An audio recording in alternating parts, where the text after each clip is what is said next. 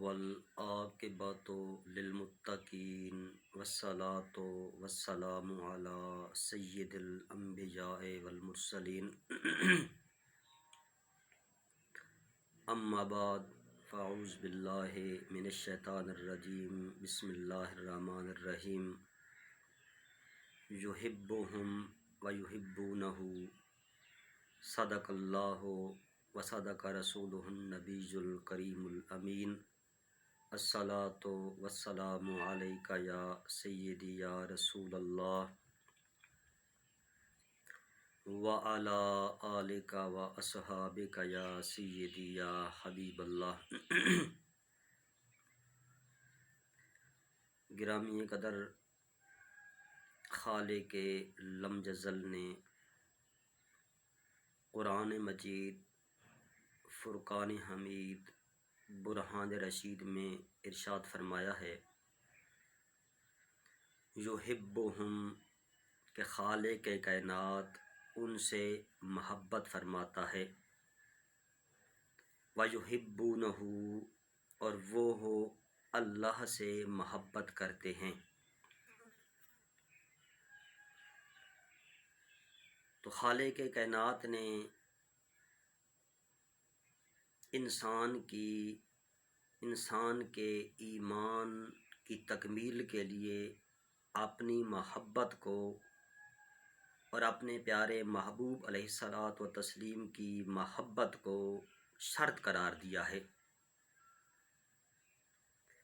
کیمیائے سعادت کے اندر سیدنا حجت الاسلام امام محمد بن محمد غزالی رحمۃ اللہ تعالی علیہ ارشاد فرماتے ہیں کہ مصطفیٰ کریم علی نبینا و علیہ الصلاۃ والتسلیم نے ارشاد فرمایا ہے کہ تم میں سے کوئی انسان اس وقت تک کامل ایمان والا نہیں ہو سکتا جب تک وہ اپنے والدین سے بڑھ کر، اپنی اولاد سے بڑھ کر اور تمام لوگوں سے بڑھ کر اللہ اور اس کے رسول سے محبت نہ کرے۔ اس وقت تک اس کا ایمان کامل مکمل نہیں ہو سکتا۔ تو خالق کائنات نے قرآن مجید فرقان حمید میں بھی یہی بات ارشاد فرمائی، قل اے پیارے محبوب علیہ الصلاۃ والسلام تم یہ اعلان فرما دو، ان کان آباؤکم و ابناؤکم و اخوانکم و ازواجکم و عشیرتکم و اموال اقترفتموہا و تجارت تخشون کسادہا و مساکین ترضونہا۔ یہاں پر خالق لم یزل نے 8 رشتے گنتی کرائے ہیں کہ اگر تمہارے باپ، تمہارے بھائی، تمہارے بیٹے، تمہارا خاندان، تمہارا قبیلہ، تمہاری تجارت جس کے خوف کا تمہیں نقصان ہو، تمہارے پسندیدہ مکان، احب الیکم من اللہ و رسولہ و جہاد فی سبیلہ، اگر تم کو ان سے محبت زیادہ ہوئی اللہ سے، اس کے رسول سے اور اس کی راہ میں جہاد کرنے سے،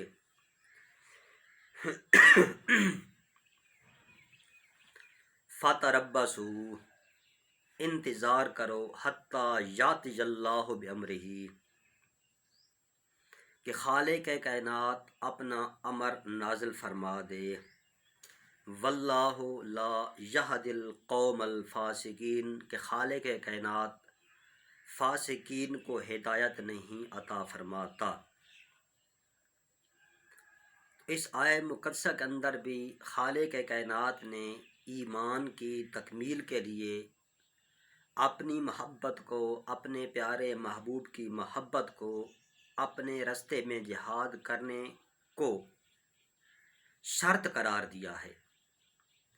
اسی طرح دوسرے مقام پر خالق کائنات نے قرآن مجید میں ارشاد فرمایا ہے لا تاجدو قوم یؤمنون باللہ والیوم الآخر، اے پیارے محبوب علیہ الصلاۃ والسلام، تم کوئی قوم ایسی نہیں پاؤ گے جو اللہ پہ بھی ایمان رکھتے ہوں، آخرت کے دن پر بھی ایمان رکھتے ہوں، یوادون من حاد اللہ و رسولہ،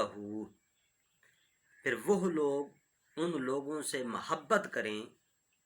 جو اللہ کے بھی دشمن ہیں، اس کے رسول کے بھی دشمن ہیں، ولو کانوا آباءہم او ابناءہم او اخوانہم او عشیرتہم، وہ دشمن رسول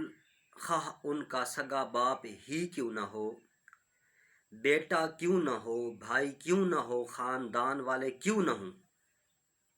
اولئک کاتب فی قلوبہم الایمان،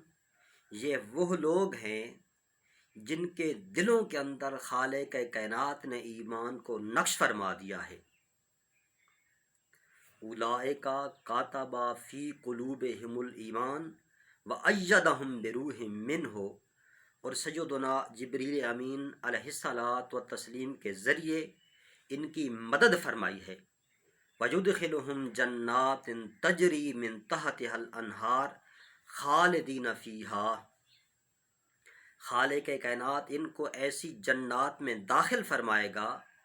جن کے نیچے نہریں جاری و ساری ہیں، اور یہ لوگ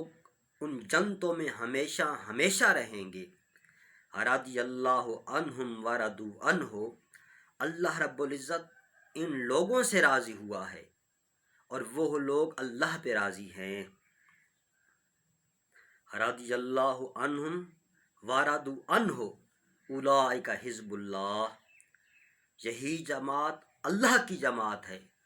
الا ان حزب اللہ هم المفلحون، خبردار کامیاب جماعت اللہ کی جماعت ہے۔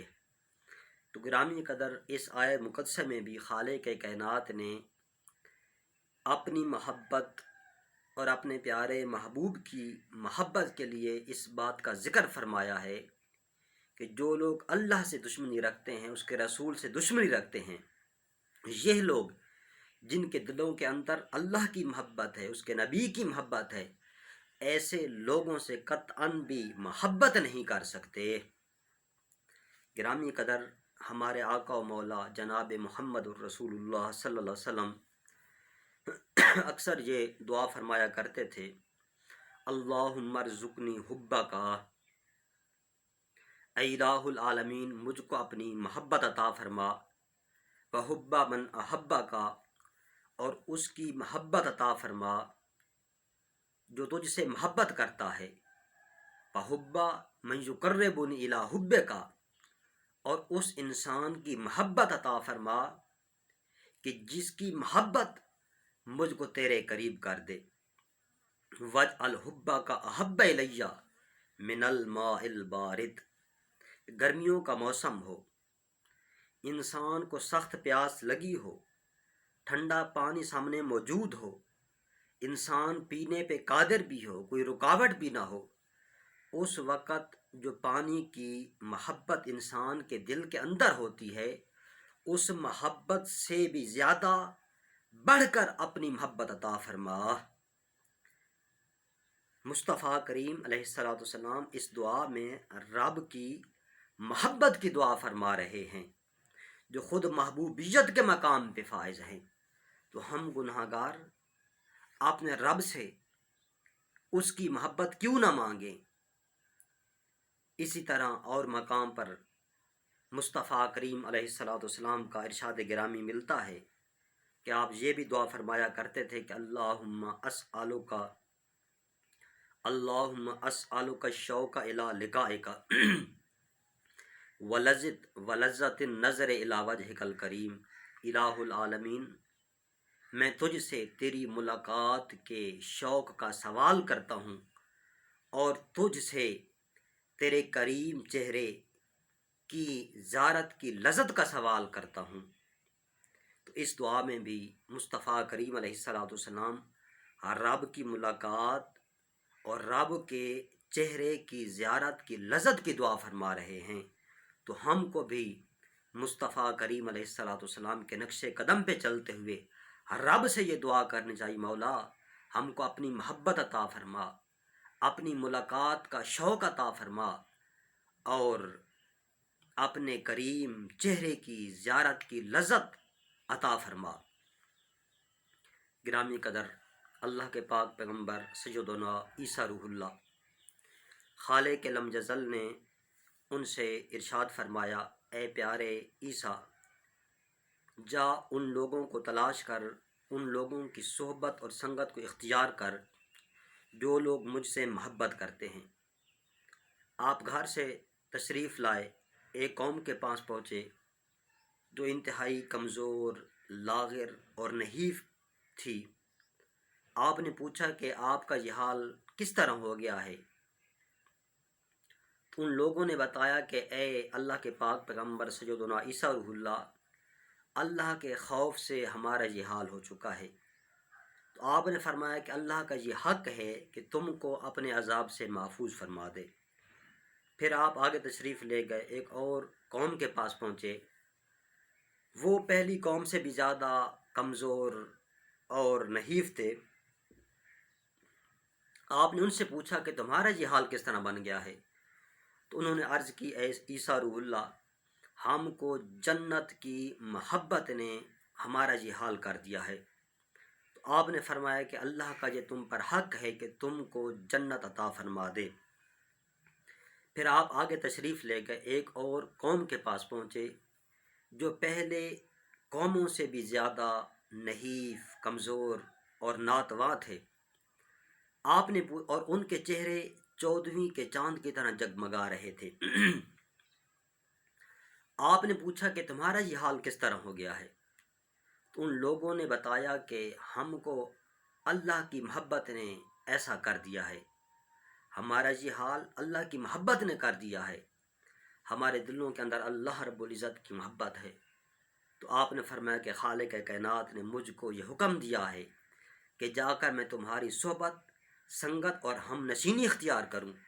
پھر آپ عیسیٰ روح اللہ ان کے درمیان میں بیٹھ گئے۔ حضرت سیدنا